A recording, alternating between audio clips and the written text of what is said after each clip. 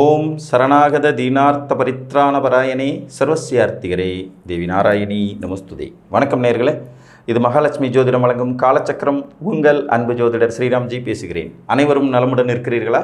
நன்றாகத்தான் இருப்பீர்கள், நன்றாக இருக்க வேண்டும். இன்றைய காணொளியில் நாம் காண இருப்பது சனியும் லக்னமும். இதுதான் தலைப்பு.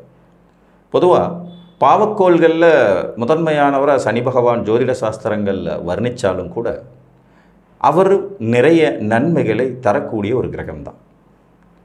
மனிதனுக்கு தேவைப்படக்கூடிய உழைப்பு, ஆயுள், தியாகம், தன்னடக்கம், தனிமை விரும்புதல், ஒரு சாக்ரிஃபைஸ் மனோநிலை, குடும்பத்திற்காக தன்னை அழித்து கொள்வது, உழைப்பின் மேன்மையை உணர்வதுன்னு அவரும் தரக்கூடிய வெகு சில நன்மைகள் இருக்கத்தான் செய்கின்றன. லக்னம் எனும் நமது வீட்டில் முதலாவது வீட்டில் சனி பகவான் அமர்ந்திருப்பது என்பது ஜாதகருக்கு சற்று மந்த நிலையையும் ஞாபக மறதியையும் ஸ்லோ லேர்னிங், அதாவது மெதுவாக ஒரு விஷயத்தை கற்றுக்கொள்வதையும் கொடுக்கும் என்றாலும் கூட அனைத்து லக்னங்களுக்கும் இதுபோலே நிகழ்கின்றனவா என்று கேட்டால் அப்படிலாம் இல்லை. சனி பகவான் லக்னத்தில் அமர்ந்த நிலையில் மத்தியம வயதிற்கு மேலே மிக பெரும் வெற்றியாளர்கள் உருவாகிறத நம்ம கண்கூட பார்க்க முடியும். அதில் வெகு சில லக்னங்களுக்கு அவர் ராஜ யோகாதிபதியாகவும் செயல்படும் தன்மை கொண்டவராகிறார். அந்த வகையில் எந்த லக்னங்களுக்கெல்லாம் சனி பகவான் லக்னத்தோடு தொடர்பு கொண்டால் மிகச்சிறந்த ராஜயோகம் வேலை செய்யும் அப்படிங்கிறத பார்க்கலாம். 12 லக்னங்களுக்குமே சனி எப்பேற்பட்டவர் அப்படிங்கிறதையும் தெரிஞ்சுக்கலாம்.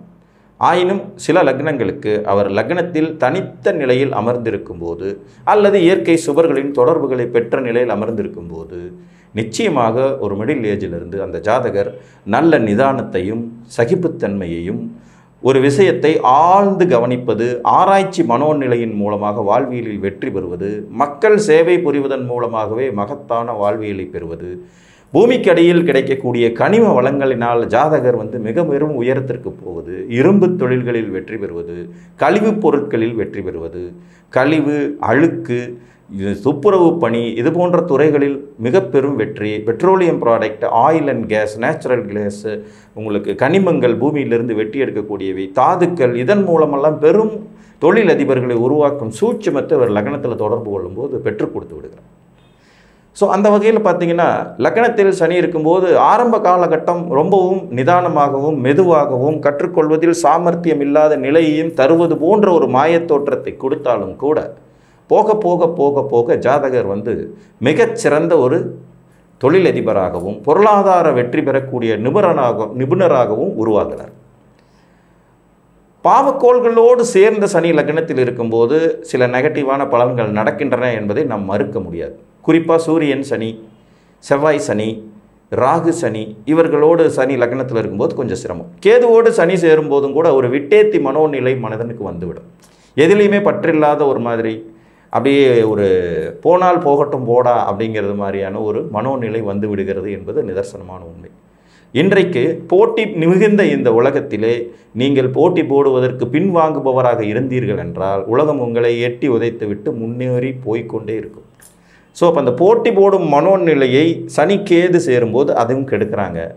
நமக்கு எதுக்கு வம்பு, ஒதுங்கி போய்விடுவோம், நமக்கு இது தேவையில்லைங்கிற மாதிரியான ஒரு மனோநிலை கொடுக்கும்.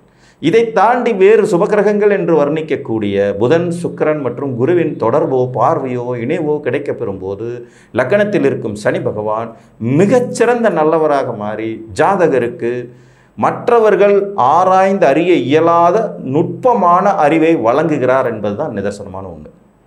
இந்த நுட்பமான அறிவு என்பது புதியவைகளை கண்டுபிடிப்பதற்கும் பூமியை ஆராய்ச்சி செய்வதற்கும் எதிர்காலத்தில் என்ன நிகழும் என்பதை யூகித்தறிவதற்கும் மிகவும் பெரிதும் உதவும். அந்த அடிப்படையில் மேச லக்னத்தில் சனி பகவான் இருக்கும்போது இங்கே நீச்சம் என்கின்ற வலிமையை பெற்று விடுகிறாருங்கிறதுனால மேச லக்ன ஜாதகர்களுக்கு எந்த சூழ்நிலையிலும் சனி பகவான் பெரும் அளவு நன்மைகளை வாரி கொடுத்து விடுகிறாருன்னு எடுத்துக்க முடியாது. 10, 11 என்கின்ற மிக முக்கிய ஸ்தானங்களுக்கு அதிபதியான சனி பகவான் லக்னத்தில் வரும்போது நீச்சம். இதில் இன்னொரு சூட்சமாக என்னென்னா, திக்பலத்திற்கு எதிரான பலம் நிஷ்பலம்னு சொல்லுவாங்க. அப்போ லக்னத்தில் சனி இருந்தால் நிஷ்பலங்கிற ஒரு வலிமையும் அடைவாருங்கிறது இங்கே மறந்து விடக்கூடாது. ஆனால் இயற்கை சுபர்கள் வீட்டில் அவர் அமரும்போதும் சரி, மேலும் இயற்கை சுபர்களுடைய தொடர்புடன் அவர் அமரும்போதும் சரி, கண்டிப்பாக உங்களை ஒரு வெற்றியாளராக உருவாக்குவார். இதில் எந்த விதமான மாற்று கருத்தும் கிடையாது. அப்போ லக்னம் மேசத்தில் சனி உட்கார்ந்தாருன்னா ஆட்டோமேட்டிக்காக அங்கே குரு சுக்கிரன் புதன் 2-3 சுபர்களுடைய தொடர்பு கண்டிப்பாக வேணும். அப்படி இல்லைன்னா வீடு கொடுத்த செவ்வாய் ஆகுது ஆட்சி உச்சம் மூலத்திரிகோணம் போன்ற வலுவை பெற்றிருக்க வேண்டியது அவசியமாகிவிடும். ரிஷப லக்னத்தை பொறுத்த வரைக்கும் சனி லக்னத்தில் இருக்கலாங்க. அது மாதிரி ஒரு அதிர்ஷ்டம் வேறு எதுவுமே கிடையாது. மந்தமாக இருக்கார் ஜாதகர், எதையுமே கற்றுக்கிறதுல குறைபாடுகள் இருக்கிறது, சோம்பேறித்தனமாக இருக்கிறார், கவனக்குறைவாக இருக்கிறார், இதெல்லாம் குற்றம் இருந்தாலும் அத்துணையும் தாண்டி நிச்சயமாக ஜாதகர் வெற்றி வாய்ப்பை சூடுவார். ஏன்னா இந்த லக்னத்துக்கு அவர் கேந்திர திரிகோணம்னு 2 வீடுகளுக்கு அதிபதியாகி முதல் ராஜயோகாதிபதியாக வருவார்.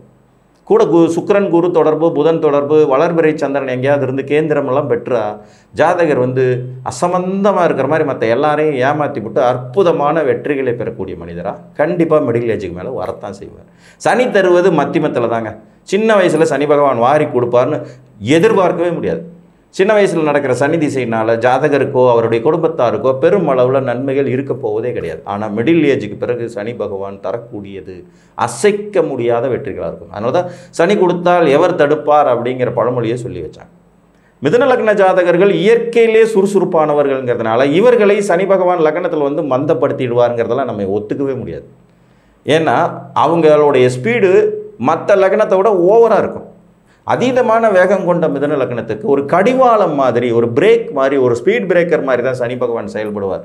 அதுலேயும் 8, 9ங்கிற 2 ஸ்தானங்களுக்கு அதிபதியாகி பாக்கியாதிபதியாக சனியை வர்றதுனால தன் அட்டமஸ்தானத்திற்கு மறைந்து பாக்கியஸ்தானத்திற்கு வலுப்பெற்ற நிலையில் இருப்பாருங்கிற போது இவர்களுக்கும் அதிர்ஷ்டத்திற்கு குறை ஒன்றும் இருக்காது.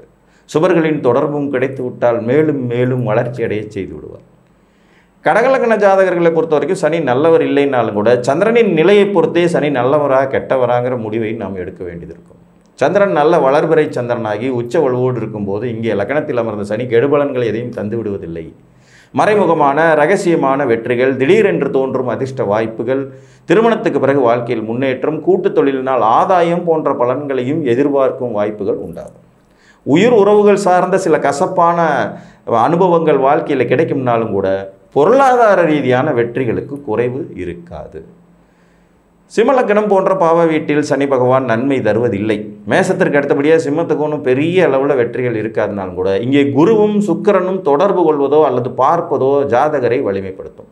அதே மாதிரி வீடு கொடுத்த சூரியன் வலுவாக இருந்தால், ஒரு உதாரணம், ஒரு சிம்மலக்கணம் லக்கணத்தில் சனி கூடவே குரு, 9ஆம் இடத்தில் சூரியன் உச்சம் கூடவே சுக்கிரன், சந்திரன் சனி பகவானுக்கு கேந்திரத்தில் உட்கார்ந்துருக்கார் துலாத்தில், விருச்சிகத்தில், வளர்பிறை பௌர்ணமிக்கு அடுத்த நிலையில்.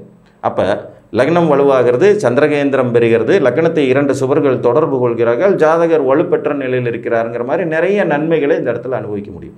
சிம்ம லக்னமாகி வீடு கொடுத்தவன் உச்சம் பெற்று சுக்கிரனோடு இணைந்திருக்க, லக்னத்தில் குரு பகவான் அமர்ந்திருக்க, கூட சனியும் இருக்கும்போது ஜாதகர் வாழ்வியலை தீர்மானிக்கும் சக்தி படைத்தவராக இருப்பார். புரியுதுங்களா? அப்போ கிரகங்களுடைய காம்பினேஷன் தான் இந்த ஜாதகத்தின் வலிமையை மாற்றி அமைக்கும். ஆயினும் சிம்மத்தில் சனி என்பது சற்று சிரமங்களையும் காதல் தோல்வியையும் தகப்பனாதி வர்க்கத்தோடு முரண்பாடான உறவுகளை கொடுக்கவே செய்யும்.